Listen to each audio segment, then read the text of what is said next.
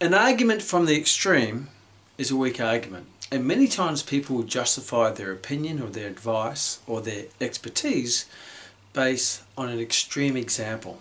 For example, my pop, Alan, my granddad, lived 88 years, but he smoked all of his life, from maybe 16 on to 88, so he smoked for a good 70 years, but he lived to 88 and he didn't get lung cancer. Isn't that interesting? So here's an extreme example. Could I then say that, hey, you could smoke every day, and he used to do the rollies and smoke, chain smoked all day long.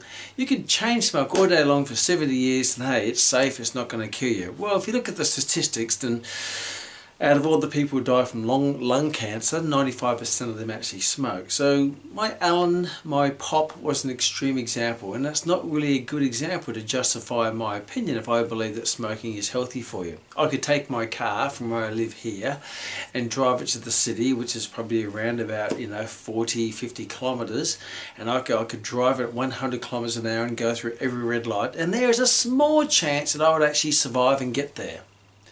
A small chance. And if I did get there, could I then say, hey, it is safe to drive at 100 kilometers an hour non-stop and go through every red light?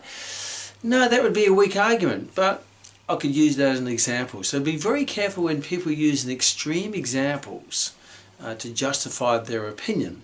They'll use an elite athlete, or they use an elite bodybuilder, or an elite person, or an extremist in some way to justify their own opinion.